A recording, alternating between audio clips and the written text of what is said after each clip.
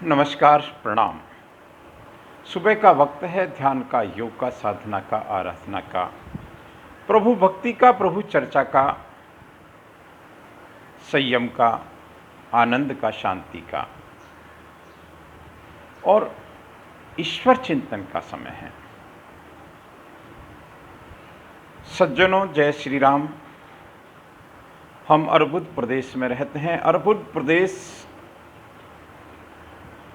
4 जिले सिरोही, पाली, जालौर और बनासकांठा। ये वो भूमि है, ये वो तपोभूमि है जहाँ अनेक सिद्धों, संतों, योगियों, तपस्वियों ने अपनी साधना स्थली बनाया। जैन धर्म का इस क्षेत्र से गहरा नाता है। सर्वाधिक जैन मंदिर इस क्षेत्र में हम देखते हैं। सिरोही टेम्पल से पिछले 2.5 साल से मंदिर मंदिर पहुंचता है, गांव-गांव, या यूँ कहें कि एकांत निर्जन स्थानों पर भी पहुंचता है। वहाँ प्राचीन इतिहास को ढूंढने की कोशिश करता है। सर्वाधिक जैन मंदिर सिरोही में हैं, ये गर्व की बात है। आज हम भगवान महावीर स्वामी के अर्बुद प्रदेश में 7 बार विहार की बात करेंगे। छोटी बात नहीं है ये।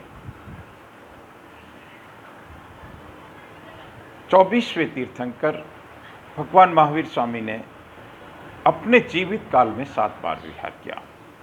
कुछ तो खास बात रही होगी कि हजारों किलोमीटर दूर जहां उनका जन्म हुआ, वहां से जैन धर्म की दीक्षा के बाद वहां से यहां आए, सारी सुख सुविधाओं को छोड़ा। मैं विनम्रता से, बहुत जिम्मेदारी से मैंने ये इख्तियार किया है। जैन धर्म में एक बहुत प्राचीन कहावत है, नाना दियाना ना दिया जीवित स्वामी वांदिया। अर्थात नाना तीर्थ, दियाना तीर्थ, नादिया तीर्थ, ये 3 नाम दिए हैं। बाकी बहुत सारे मंदिर ये भगवान महावीर स्वामी के जीवित काल के हैं। बहुत बड़ी बात है। इसलिए महावीर स्वामी को अनुभव करना हो तो आपको इस क्षेत्र में आना पड़ेगा। आज बहुत चर्चा हो रही है जैन धर्म की। जैन धर्म एक तपस्या का धर्म है, संयम का, साधना का, और जिसका लक्ष्य है मोक्ष प्राप्ति, निर्वाण प्राप्ति, कैवल्य ज्ञान की प्राप्ति। देखिए, सभी धर्मशास्त्र कहते हैं, सनातन धर्म की खास तौर से मैं बात करता हूँ, बड़े भाग्य मानुष तन पावा, सुर दुर्लभ सद ग्रंथ ही गावा। हमको बहुत भाग्य से मनुष्य का शरीर मिला है।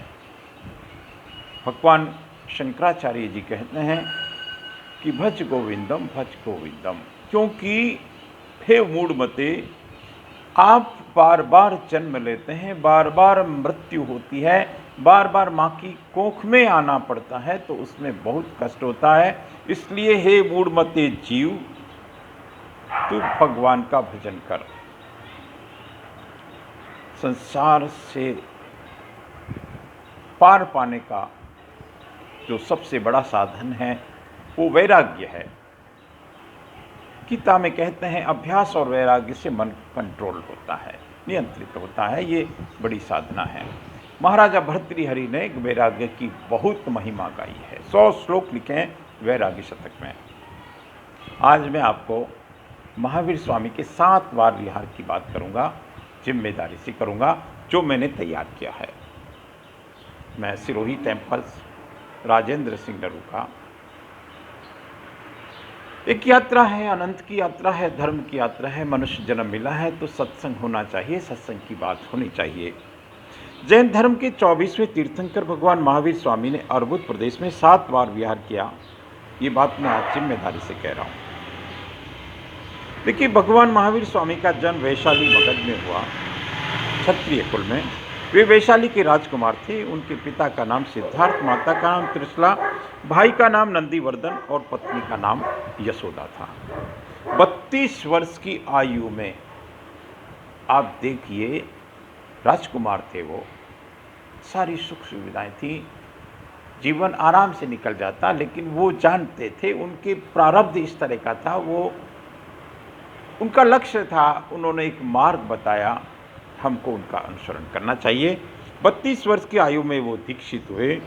दीक्षित होने के 5 वर्ष पश्चात वे वैशाली के राजकुमारत्व को भूल लें।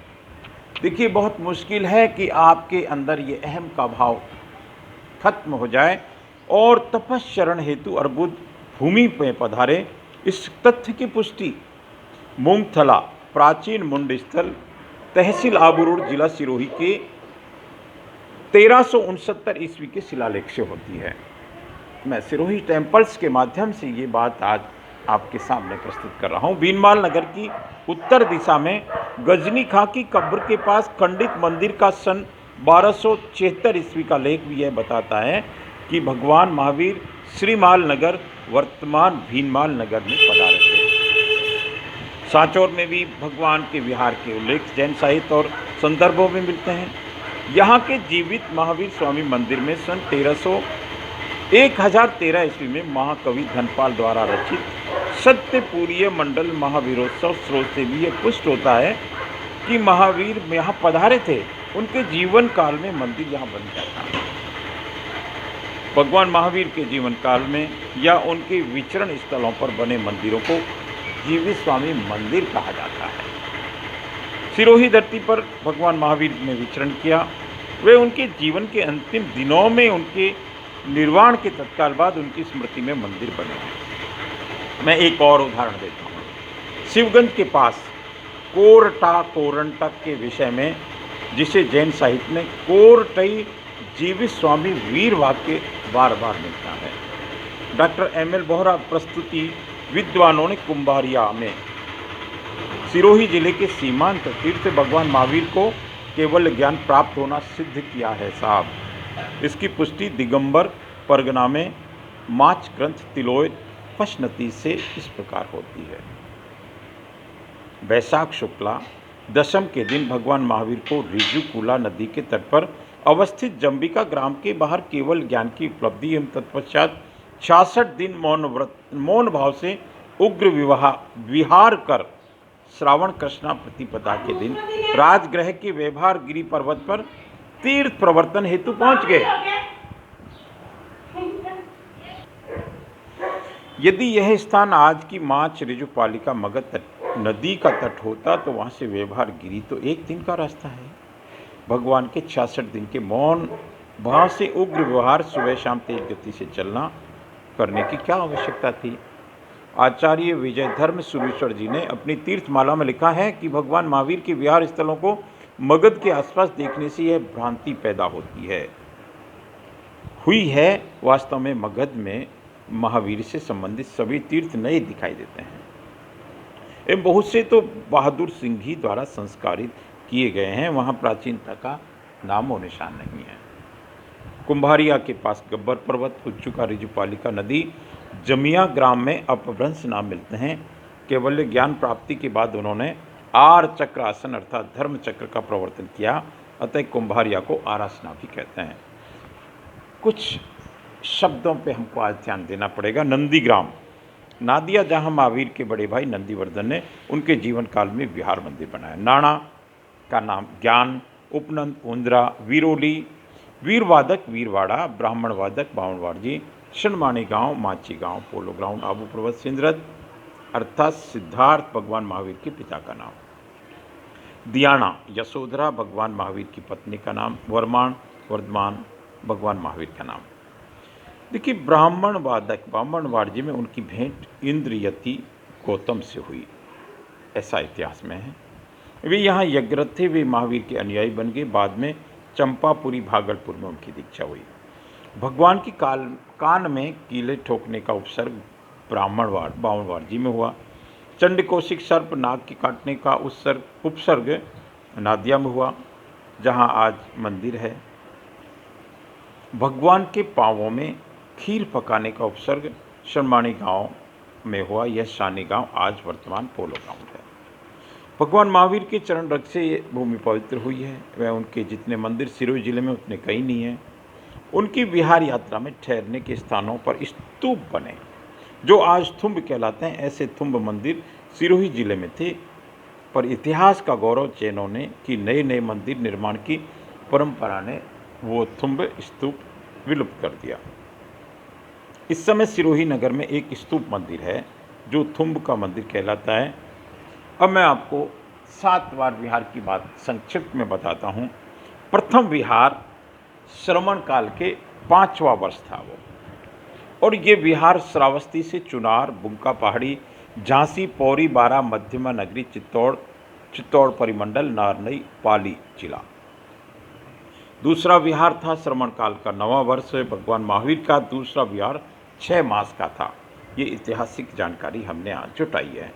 उनका वर्षा काल भी अर्बुद प्रदेश में हुआ। राजगृही से यमुना के दक्षिणी किनारे से विहार करते हुए अरावली की उपत्यकाओं में विहार किया। इस विहार क्रम नाणा, चंद्रावती उस समय नगरी हुआ करती थी, मूंगथला, दियाना, नादिया और बामणवाड़ प्रमुख थे। इन स्थानों पर 6 मास का जो विहार था उस समय यहाँ पधार थे।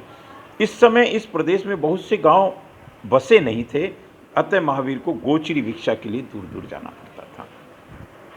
तीसरे विहार, 7 बार विहार की मैं आज बात कर रहा हूँ। श्रवण काल का 12वां वर्ष था। नंदीग्राम से मथुरा अर्बुद प्रदेश में मेंढिये आधुनिक मेड़ा कृष्णगंज ग्राम आए थे और एवं पुणे, चित्तौड़, बारा, पूरी, झांसी रास्ते से कौशाम्बी चले गए।